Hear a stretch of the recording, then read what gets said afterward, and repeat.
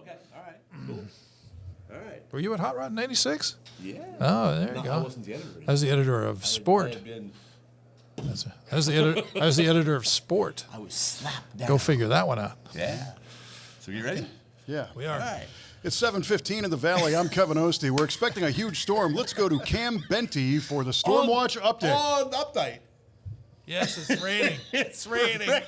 Thank you, Cam. The Los Angeles Chargers are in the tank. Smith, Jeff, what do you say? They suck. Is it an in or out of pump tank? Is it in and out, that kind of tank? Which tank? That's right. Okay. It's a leak. It's a leak. It's just a leak. Okay. That's the way to start this show. Hey, welcome to Car Guy Confessions, brought to you by ARP. I'm Jeff Smith. This is my car buddy Cam Benty and car builder Steve Strope, and we're going to tell you some stories. He's got a great voice. He's got the right voice, though. You know, it's like Absolutely. He's putting this longer than us to put me. together. I've got right? So gravel voice over welcome to another episode of Car Guy Confessions. Leave with Jeff that Smith, Brought to you by ARP-bolts.com. Our friends at ARP, we couldn't do it without them. So, here. A bit. Special guest star Kevin Oeste. Thank you. I'm over here. V8 TV, That's right. and all kinds of other stuff. I'm actually Steve Strope for a Yes, day. you know. That's right. See, That's he's hair on looks the like wrong You're in my side seat. over You're in here. my seat. Just throwing off the chi there. It's a dynamic. Yeah, move It's my a hair around. dynamic. That's It's it. good to But be go, out of the comfort zone. please explain who this gentleman is. Where do we want to start? I don't know. So you got your own shop. Well, let's start there. You have your own shop in Illinois in Red Red Bud. Bud. And Illinois. we were on our way. We were on our way down to DeCoin. Drove right by your shop and didn't even know it was there. I know. And that was our fault, not knowing. And we told you. We saw you at the show later, and we said, "You said which way did you come?" Because we came from the airport. Yep. And you said you drove right by my shop. Red buttons? Is that what you said?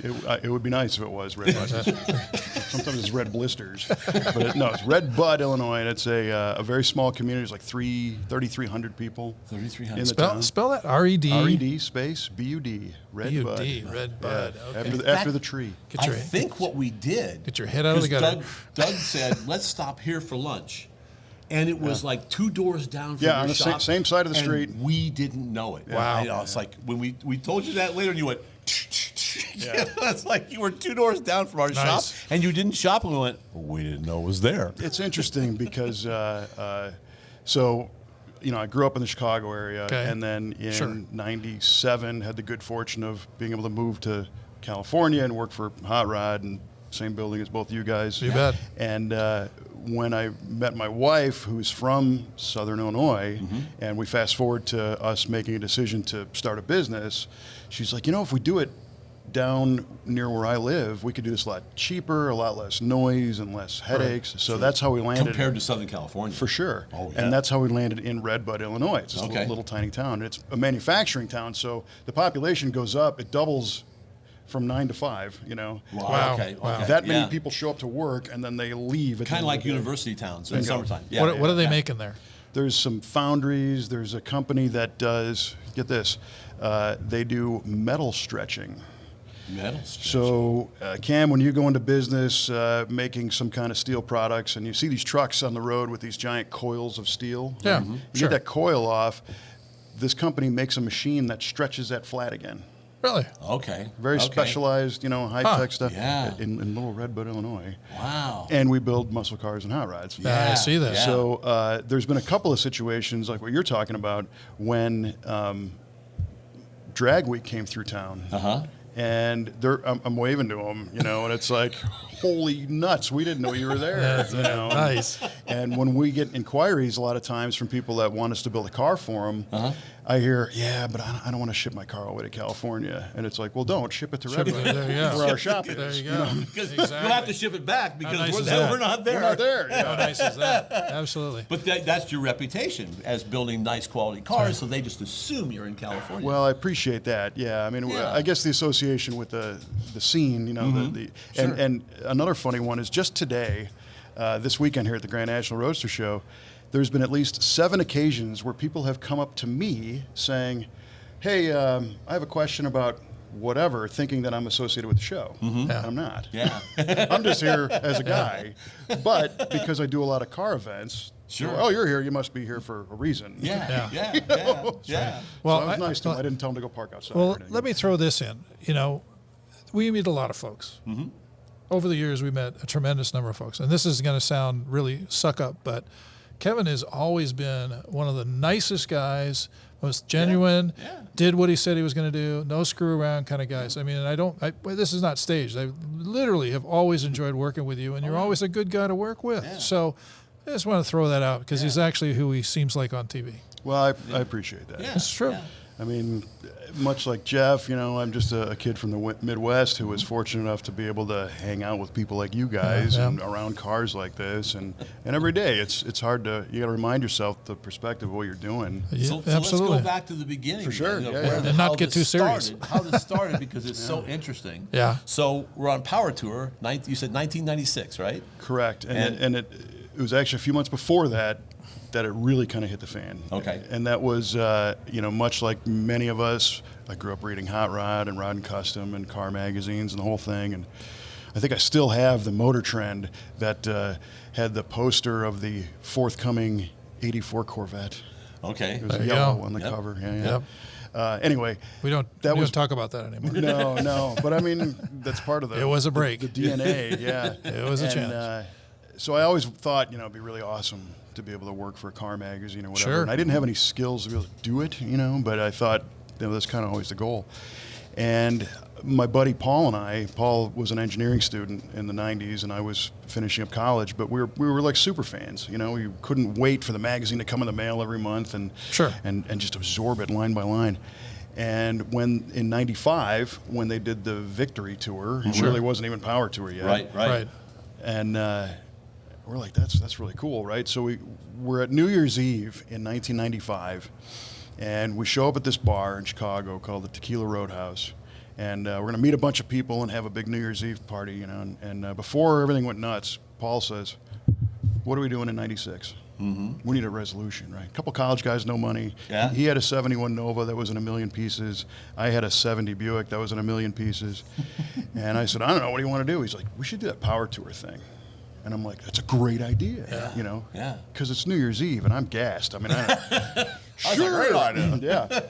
So Good plan. I honestly kind of forgot about it. Sure. And 4 days before the kickoff at the Peterson in May, I guess, of '96, he pulls up in front of my house. And I had been painting cars in my dad's garage to survive, and he was still in school. And he's got this rusted out '88 Chevy Cavalier. And he shows up at the house. He goes, "We got to go." They go, "Great, where are we going?" He's like, "We got to be in LA in 4 days." And I'm like, "Yeah, right. Your bucket leaks, And he said, "You promised." Don't you remember? Exactly. Yeah. So I'm like, "Well, I mean, that was cool. It was fun, whatever." And he's like, "No, we're going." So I said, "What are we going to drive?" And he's like, "Well, I got the Cavalier. The Nova's apart, the Buick's apart." I said, "Do you have any money?" And he's like, "I got like $300, and I had like 150 on a credit card." So he's like, "I got a tent."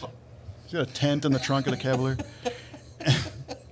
And I'm like, oh, "Okay." So now I'm starting to warm up to it because I can see how serious he is. And I had no obligations at that point.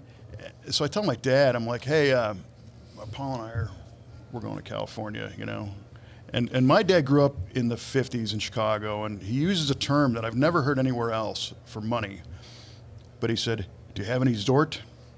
Zort? Zort. You ever hear that term before? Never heard No, that it's a term. really limited thing. Wow. I knew what it was. Zort. And he's Zort.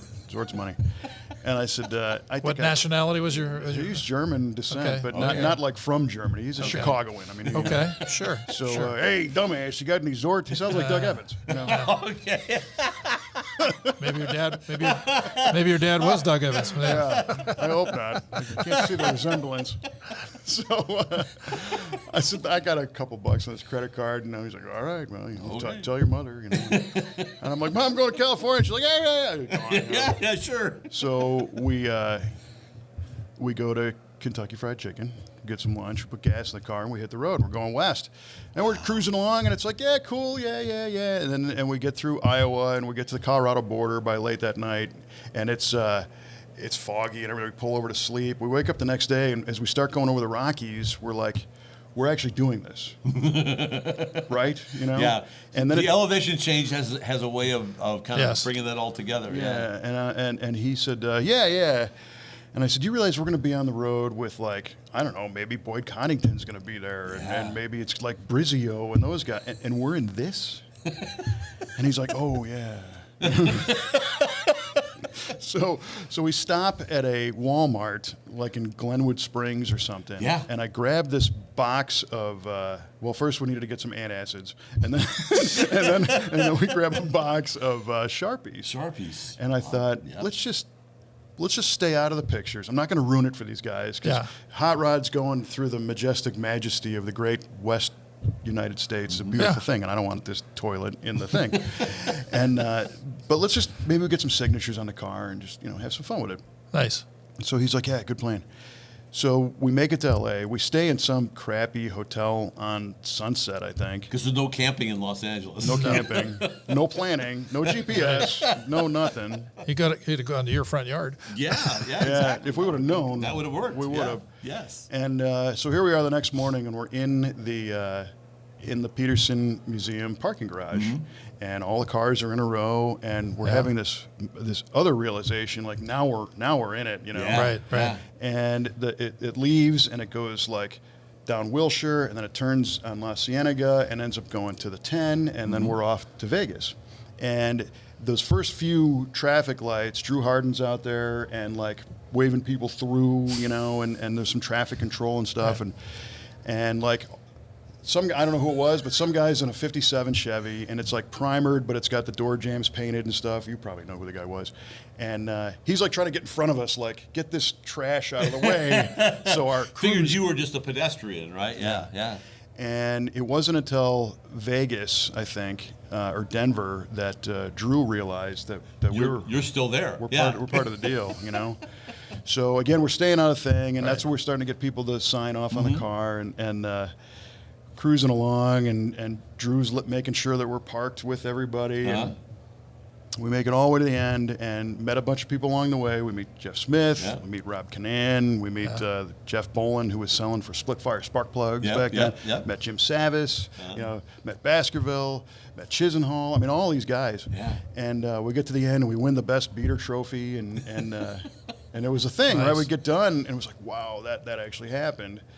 So the next year, I'm now working for a chemical company in marketing. I'm writing labels for products. Nice. One of them was called Chuck Up, and it was a vomit control product. Oh, no, really? Chalk up? Yeah, brilliant Oh, name. my God. I'll never forget this. I shouldn't Used tell by the this story. astronauts. It was like puke tang.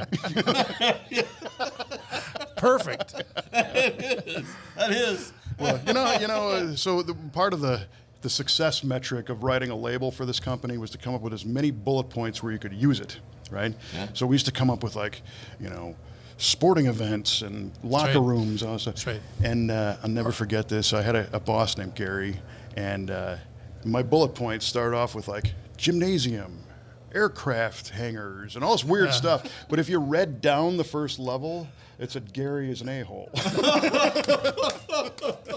Perfect.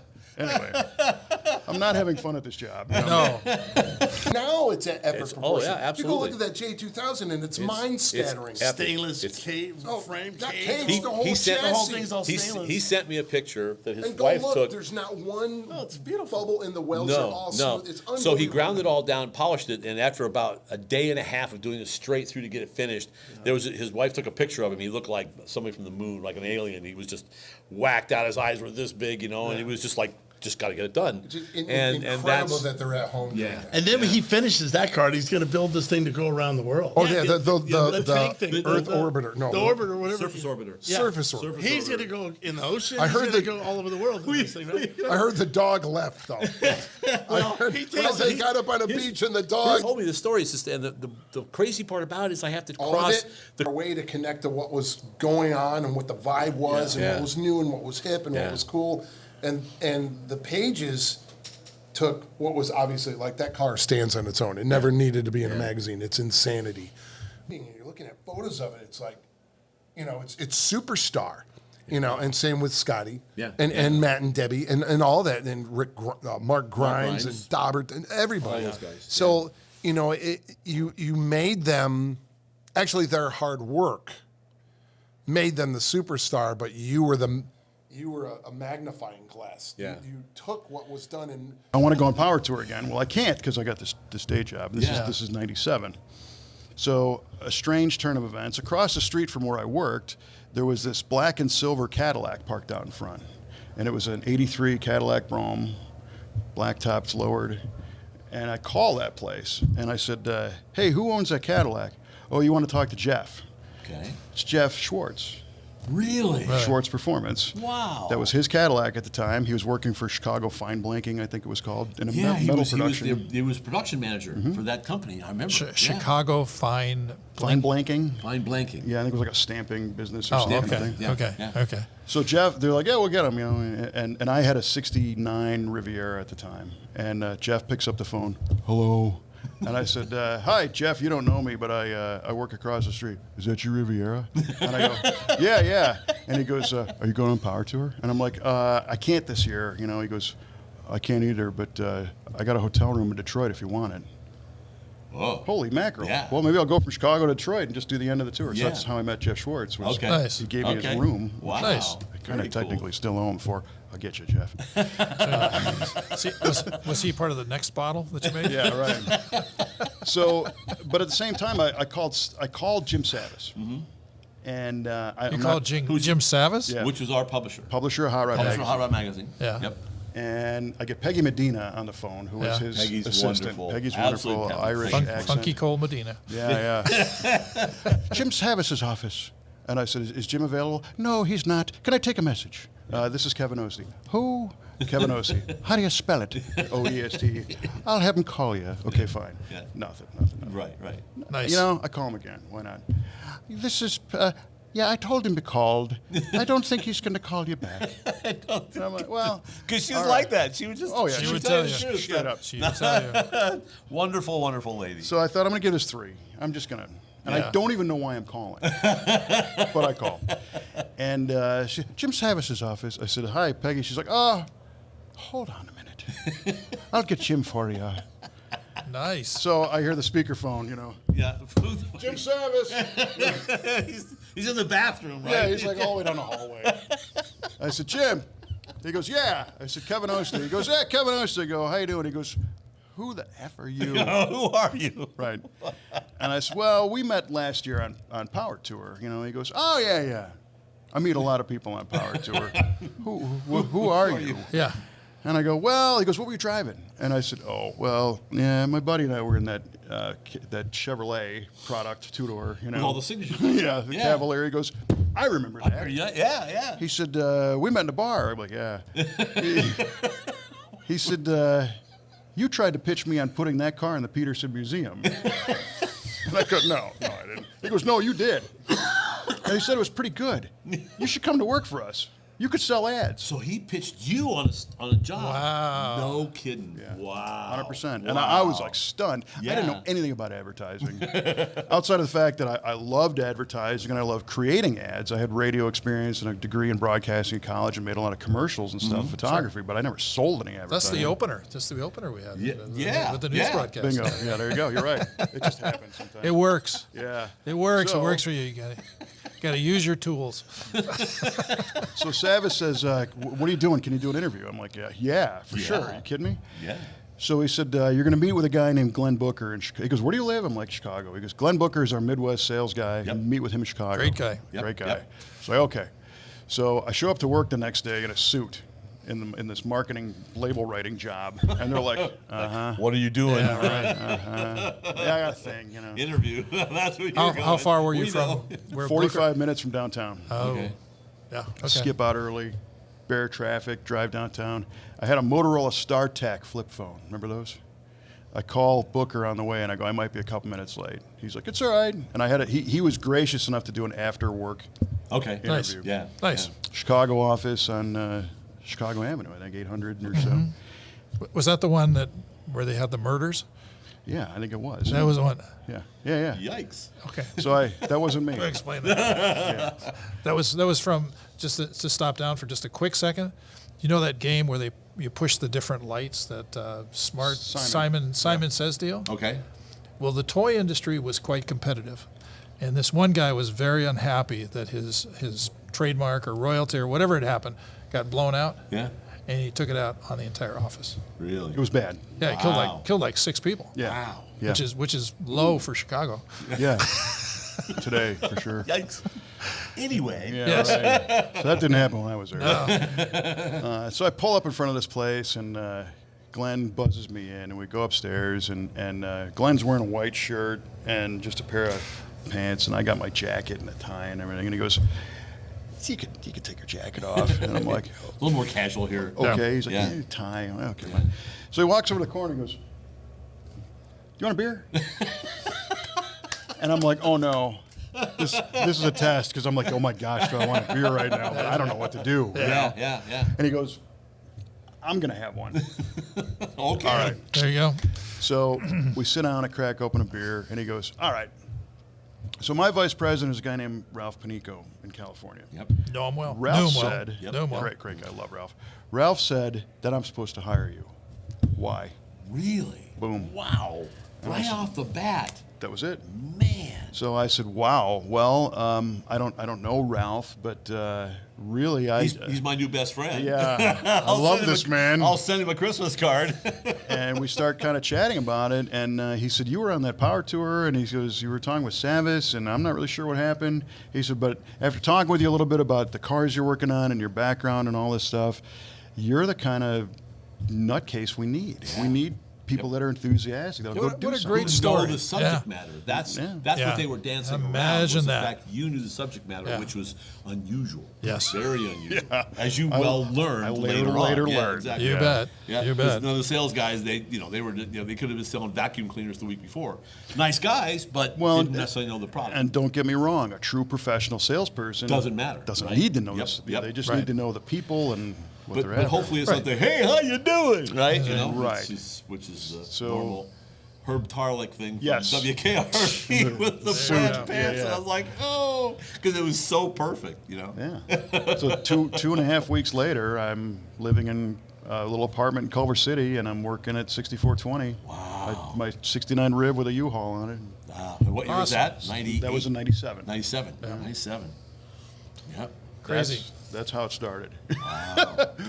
But what a great story. You know, I had Yeah. did you have any? I didn't have any idea of that. Well, you've because heard I parts ran of that. into you at some later date, you know, it's like power tour, right? Yep. You know, I was like, so you're working for us now? Yeah. Excellent. you know? It was funny because my friend Paul, as soon as we saw his Chevelle, Paul's like, that's Jeff Smith. Oh my God, it's Jeff Smith. And I'm like, yeah, it is. And so I think we finally hunted you down in the Hardee's or something in Okay. Illinois. And you had just finished that series on the Mighty Mouse. Okay. Small Yeah. block, supercharged motor. right. And my buddy Paul wanted to build that motor, you know, for his car.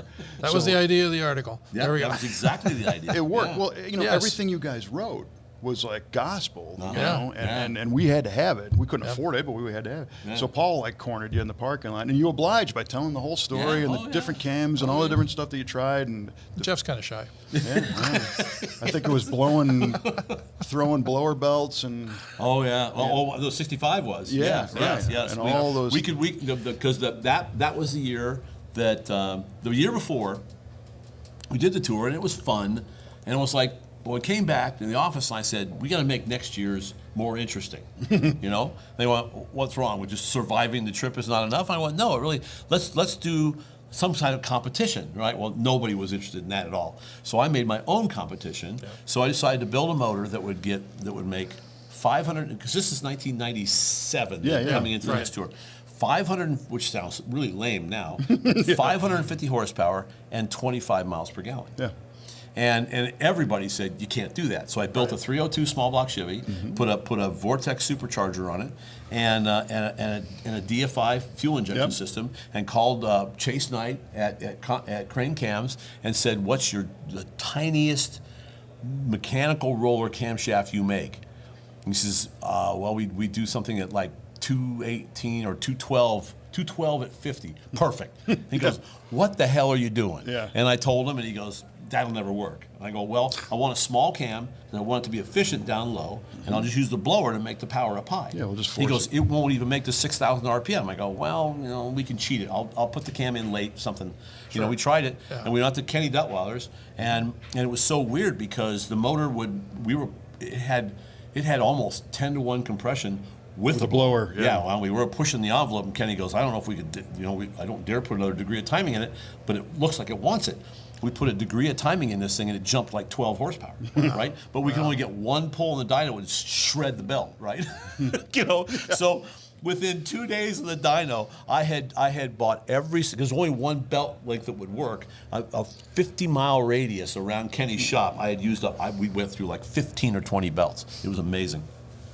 So I saw Chase Knight the other day. did you? I did. He's still around. Anyway, Excellent. go ahead. Excellent. Yeah. So, and it made 549.6 horsepower on Kenny's dyno. I went, that's 550 in my book, because it's, if you average it, it's above 0.5. Yeah, there so you go. you'll take it. There you go. And then the car never made 25 miles per gallon, because that was a lofty goal, but I averaged 22 and a half. That's pretty good. For the whole That's a tour. win. For the whole tour. That's and a that win. was so hard to do, because I want to lean on it, right? And I can't. No, Because it'll kill the fuel mileage. That's it. Drive it with an egg on the throttle the whole way. Yeah, right? or find the weak link of that compression. Yeah, exactly. Or rattle it and blow the whole thing up. Yeah, That was a lot of fun. That was a lot of fun. So that's probably what you guys were talking about. That was that conversation that night, then I still have that engine. Oh, that's I awesome. still have that engine. Yeah.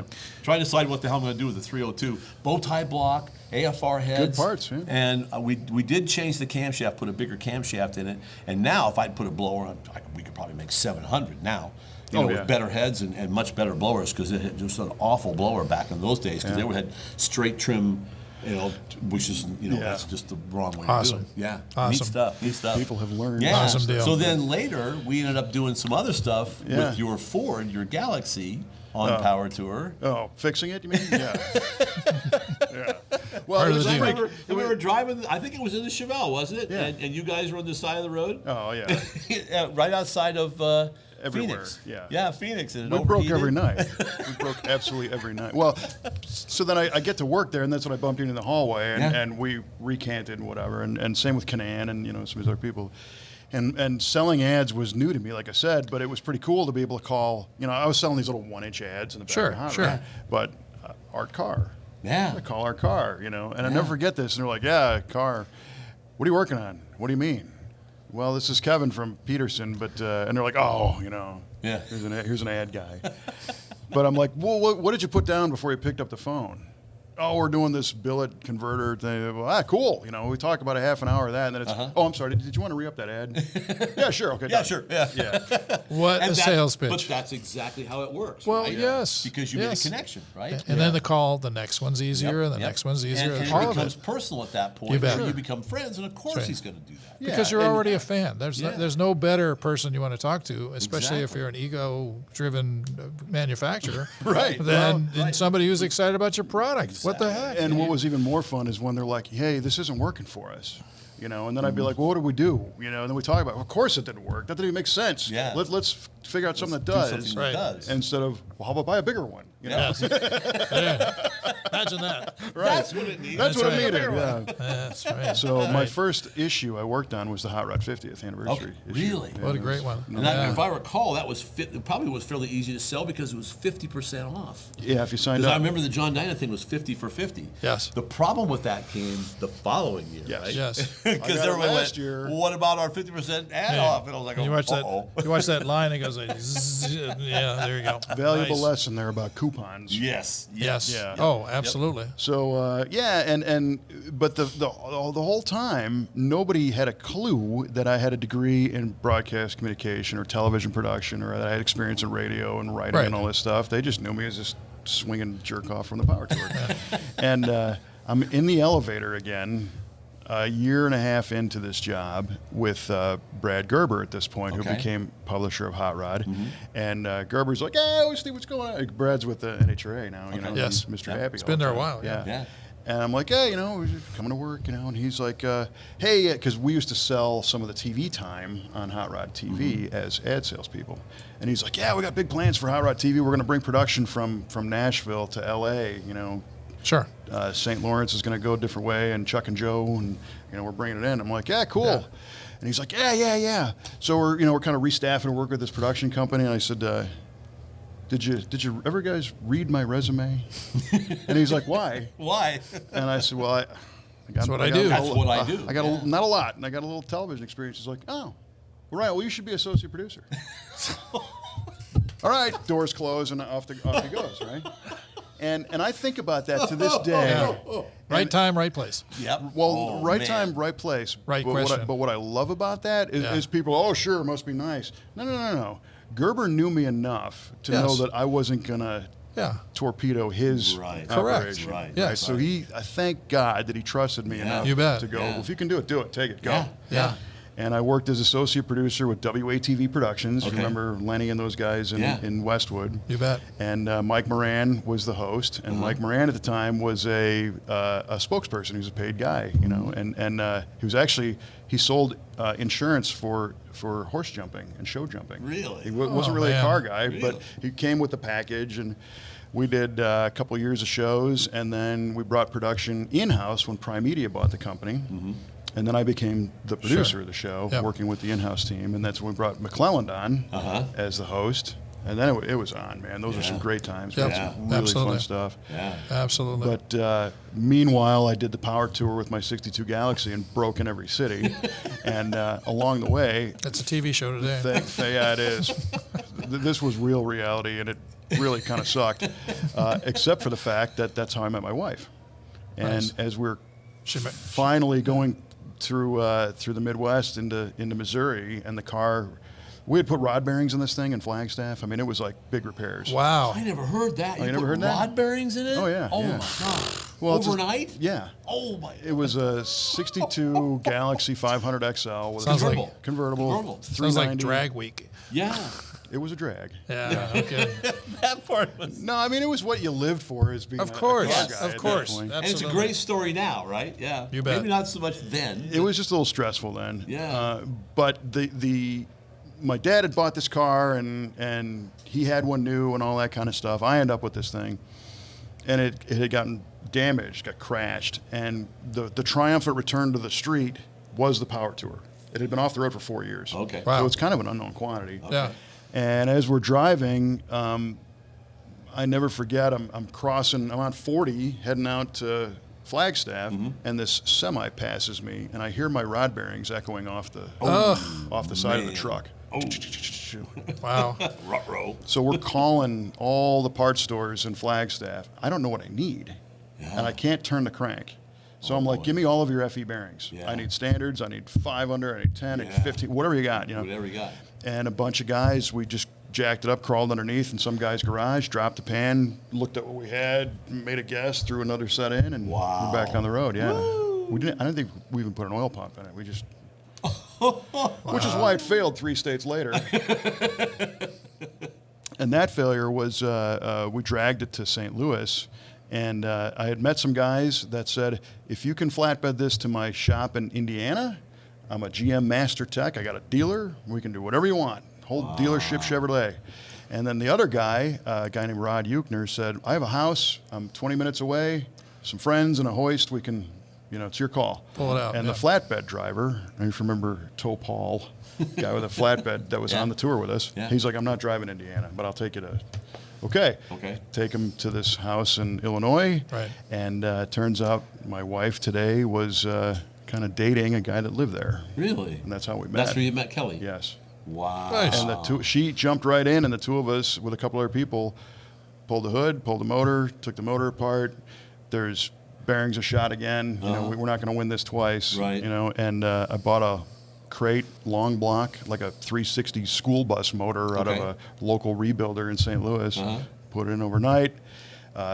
Some other friends and people on the tour actually finished the car, and I grabbed somebody else's car and went to Nashville because I had to shoot the TV show. Oh, I'm right. shooting. Yeah, I'm working the whole You had to- time. you had to just Wow, be wow, working. Yeah, this was time number 28. I almost got fired. But made it there, made it all the way back, and Nice. Kelly sends me an email. Hey, did you ever make it home? And here we are. That's Yeah. where you are. That's how we met. So Power Tour. I never heard that part of yeah. the story. Wow. It has changed my life significantly several times. Power Yeah, Tour no is kidding. dangerous. It's That's fun. great. That's great. It's for real. That's great. That's great. That's right. Well, And just she's Midwest farm girl. Yep. And can fish and hunt and do everything. Work on tractors right? and now she runs the business, Yes, right? She's yeah. the general manager for the Nice. business. She's now. the owner. Yeah. She's the owner. Yeah. Okay. So yeah. she grew up on a farm and doing all that stuff, and she also worked in a law firm as a legal assistant, and she was able to transfer from St. Louis to Santa Monica. Okay. nice. And had a much better job than I did, you Uh-huh. know, doing that. And then when we got kind of to the point of wanting to try our own thing, pulled all the stuff together. So all those relationships of calling all these Right. advertisers and knowing these people They all doing the come show back and again. everything. Yeah. And it's like, hey, I want Yeah. to try doing Yep. this TV show about building cars. How smart is that? And so the initial sponsors that we had were Edelbrock, Comp, Royal Purple, Holly, ones. MSD, ARP. All the big Still ones. with Good them. names, All yeah. of them. You Yep. know, it's Yep. Absolutely. crazy. Yeah. Well, you do. Yeah. You make a good product. Well, by the way, Jeff's dating a farm girl too. Right on. Yeah, so kind of interesting there. So I met this farm girl, and among the many conversations we've had, it was like, so you learned how to drive a tractor fairly early on. Oh yeah, my father was a farmer, and he turned out to be a state senator as well. Wow. So all this stuff. Big and, farm. And I said, never driven a tractor. What? I said, You, huh? Never driven a tractor. And she goes, She teach you? That's not yet, Oh. because it's the middle of winter. But it's like, yeah, they're gonna stick me on a tractor. But they got the snowblower I said, down. I've never driven a tractor, but I have flown an F-16. Okay, so well, there's that. Yeah, That's right. so it's like Little bit. I lived the yin and the so, yang. So when I first came to work at Carcraft, I was the kid from Iowa, right? Mm-hmm. So it was all a ear of corn on my desk the next morning, Of course. stuff like that. Yeah, yeah. And everybody thought that, of course, I grew up on a farm, right? It's like, no, I'm a city kid, man. I was born in Hawaii, right? Because my dad was his Okay. first, when he got his wings in 1954. He graduated toward the top of his class, and they give you, the guys at the top of the class, you get your choice of where you're going to go. At the end, they just tell you you're going to go here. You're going to go to Alaska, right? Yeah. Yeah. And so at the top of the list, of course, was Kaneohe Bay, USM, Marine Corps Air Station, Kaneohe Bay in Hawaii. And my dad Good said, choice. Heck Can I yeah. do that? And they go, sure. Off there, and that's where I was born. Wow. Triple Army Hospital, the big hospital on the hill. So, I was not a farm kid, right? There is more than corn in Iowa. Yes, There there is. is. There is. So it was a lot of fun. What what color tractor are you going to learn on? It's probably going to have to be a green one. Yeah. It's probably going to be a green one. So I have too many friends that are, they bleed John Deere green. Oh yeah, So, Yeah, I had to learn that because I was never a rural guy. I mean, Okay. I grew up in a Chicago suburb, and I lived in L.A., and then I moved down southern Illinois. So today, where Redbud is, it's about 35 miles southeast of St. Louis. And now I'm in a cornfield. And I don't, Yeah. know, I bet. I don't know my ass from my elbow. Right? But I had this tremendous appreciation for farming, Yeah. and I just didn't know what it was. Sure. And I'm talking with Kelly's dad, and so he was a diesel truck mechanic during the day, Okay. and a farmer at night. Okay. Raising hogs, Wow. raising some cattle, Wow. farming Yeah. acres. And what's cool about that is all the kids work. Everyone. Oh, All absolutely. the kids work. They Yep, work No doubt. Absolutely. like crazy. No doubt. Yep. Yep. And And that's an ethic that Oh, yeah. when you live in the big city, you don't get. You don't It's get. a work ethic you don't get. And so we first moved there, and we got our TV show off the ground. We built one car for the show. It was a '69 Camaro for Royal Purple. It was a SEMA car, and we did it in a farm building. And Nice. we convert. I'll never forget this. So my father-in-law has this little extra space in a farm building about the size of this room. It's 22 wide by 32 deep. We put up a lift. I kind of decorate this by taking some tin that he had leaning against a shed out there and screw it to the walls and everything. And he goes, "Son, tin goes on the outside of the building." I'm not from here. Have another beer. That's great. So we build this car and the whole thing, but I soon learn that you want to talk about technology. Yeah. And Oh, these yeah. agronomists and these people that are GPS mapping fields and the farming equipment, the planter will drill a certain depth in this square foot to plant the seed because the moisture is different from the next square foot, and it'll go a little bit higher. And I went to the CES show last year. I went to this year, and they still had they have a John Deere display. Yeah. But they have the one with the big arms, the combine with the big arms, and it has a weed extractor by laser. Yeah, right. I am not kidding you. I'm telling for you. sure. It spots it and zaps it, and then it also hits it with a pesticide. So I've told this story a couple times. So it's like I bought 12 acres, in southwest Iowa, and 10 acres of that is farmable, arable land. So we just rent it out to a farmer, and he tills it. He does everything. Yep. And my son was telling me, he says, Dad, I think we could probably get a little more money out of this thing, if you want to just kind of shop it around. I go, I don't think you understand how this works. I'm thrilled that somebody goes out there and plants this stuff, combines it, does all this stuff, makes me look like I know what I'm doing. Right. So right before, the peak of the growing season, the corn this year was like 9 feet high, right? And it just kind of segmented off our house. It was like we were living on an island of corn. It was so cool. And Actually, it's it was probably hot. Yeah. Oh boy, it was toasty. But That's popcorn. but it was like, I said, I think you got this. Look at it from my perspective. I said, I get paid a couple $1,000s to do nothing. For sure. Yep. And the whole time I look like I know what I'm doing. Yep. They know you And don't know what you're they, doing. Of course they do. They know the farmer. Yeah, exactly. And so it's like I go to this little meeting on Monday mornings with the old guys, all the retired farmers. Nice. They sit around, they talk about farming, and they look at me after once, and they just say, "You don't have a clue what we're No, talking about." I said, "Not a clue, but I'm having a good time." It's amazing stuff. Oh boy, yeah. So I've learned to really appreciate what those guys are doing and how every year you can do more and more with fewer and fewer people and It's all the crazy. stuff. I remember going to comp, and they were talking. There was Rick, the head sales guys, whatever his name, it doesn't matter. They're talking about belly mowers, and I'm going it's like a personal grooming thing. Yes. I seriously had no idea what they were talking about. I haven't cut my lawn in whatever. I grew up in New Jersey, cut lawn twice a week, the whole bit. So when I moved away, I have a small parcel of land. I do not need to cut my own lawn, and I do not need to know what a belly mower is. Absolutely not. Well, so then, after a little while living there, and we were doing our show, which V8 TV had aired on Men's Outdoors and Recreation, cable satellite, blah, blah, blah. People would call up and say, I just watched you build that car. I want you to build me one. Yeah. We never started as a shop. Yeah. We started as a show. Sure. So you guys could identify if somebody called you and said, build me that car. Yeah. You're like, no, I'm just doing my job. Right. But we thought. But you saw a business opportunity. Yeah. Well, we needed another car once we finished one for more content. And that turned into 2 and then 4. And then we needed a bigger space. And now today we've got 31 people on staff. 31 people. Wow. We are opening a not new to us, engine shop. Oh, Nice. really? Engine You machine build your shop. own engines? Well, yeah. So Wow. as part of so we've got every department in house now. So we've got steel, metalwork, mechanical, fabrication, upholstery, body paint. Okay.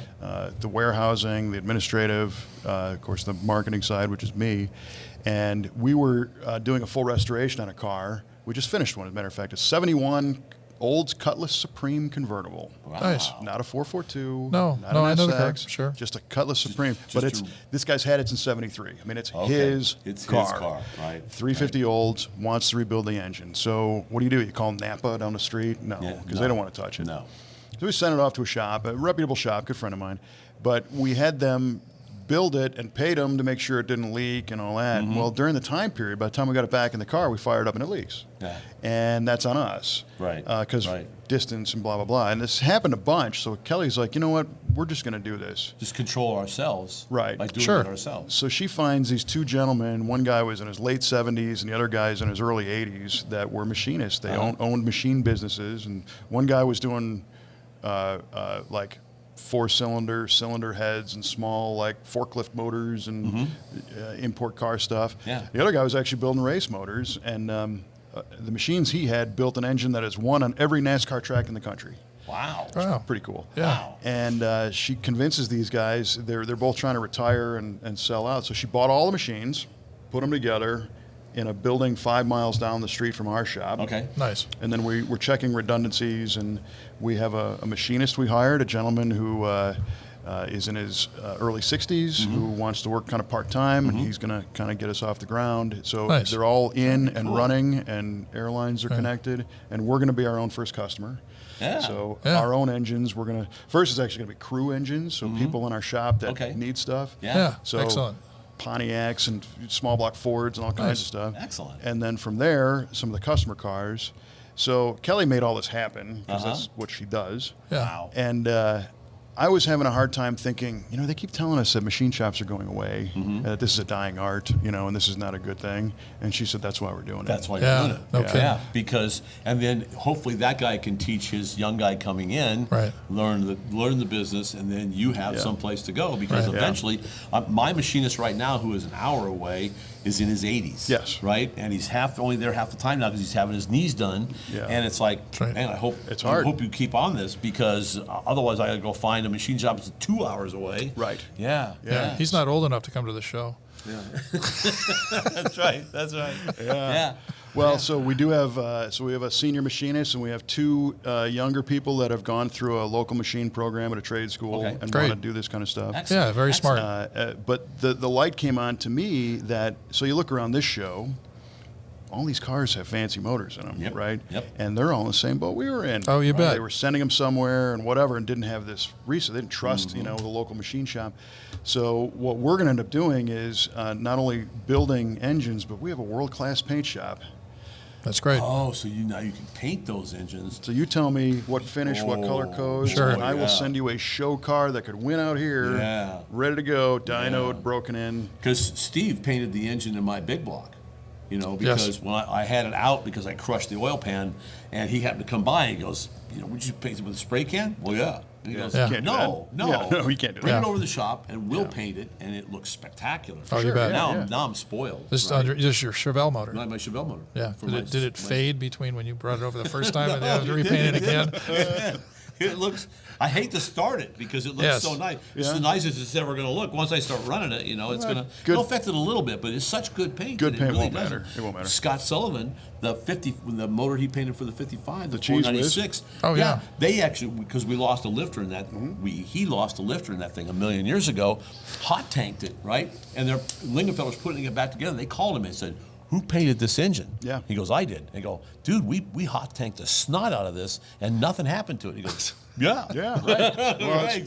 proper preparation. You bet. You know, You bet. and so Get it Kelly to a long stick. time ago learned from Moose at Rad Rides how to deburr a block and get them smooth and looking big nice. deal. So Yeah. when we do a show Steve car, does that. Steve does all Yeah, that. Yeah. exactly. Well, the small block that I built for that he's going to use in his little 27T, that's what took him so long. Oh, that's he had cool. To spend days deburring Lots the of block. time, yeah. Yeah.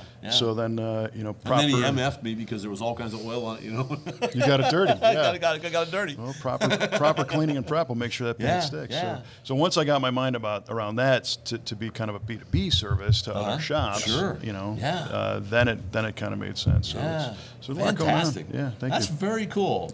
It's how it all wrapped together too. Yeah. And then Kelly's a big part of this whole Yeah. thing. She really is, Yeah. and she doesn't just show up and do what I. So No. her evolution has gone she's the from real deal. from being the farm girl to being the law. And what she picked up in the law firm is that you got to put the right butt in the right seat, Mm-hmm. right? So if this is somebody who's got a trust, legal issue, you send them to a trust and estates attorney. If it's real estate, to real estate. So that's how she structured our shop. So the body guys are body guys, and mechanics are mechanics. Yep. They have some crossover. Talent, but it's specialist. Sure. Yeah. And in the past 5 years, she's really ramped up in education and taken a lot of essentially MBA for shop owner type stuff. So we're running, all the things that us guys don't want to hear, but KPIs and all kinds of corporate finance Right. Oh, you stuff bet. in our shop to get efficiencies up and all that. Yeah. Not to be a pain in the ass, Right. but so that we have a little extra to take care of the crew. Exactly. Right? Exactly. Because That's a big deal. We pay benefits, we pay 401k, Yeah. we've got dental and Yeah. health and Because life. you've now got a huge family to Yes. take care of, right? And their families. Well, that's what I Yes, meant. Was yes. it's them and their families Yes. all relying on you. Yes. So you have to run an efficient business to make sure they get taken care of. We have to have our act together. And You bet. that's a big responsibility. It is. And people don't understand that. Oh, you get to be a business owner. You get to sit back and smoke your cigar and tell people to do. It's like if it was only that easy. That's right? what I If do. it was only that easy. I do that. Yeah. A lot of cigars. A lot of cigars. Yeah. Well- so look, we could do this for another hour, Yeah, but the clock is ticking, right? Yeah, and for we sure. got other guys to interview, right? So more important people to bring thank out. you so much, Kevin. This has Hey, been it fantastic. has I been, learned some Jeff. things today. I learned some That's things. it. It was fun. So So, did I. yeah. Thank you, yeah. Cam. So if you enjoy what we're doing here, get a chance to check out ARP-bolts.com, our Always. friends at ARP. Always. Oh, yeah. You guys, that's probably all you use, right? All we use. Yep. Great friends of ours. Yep, and also want to thank John Buck and Kevin Doyle for helping us out here at the Grand National Roadster Show. And if you enjoy the stories we're telling, keep with us, and we'll keep telling you more.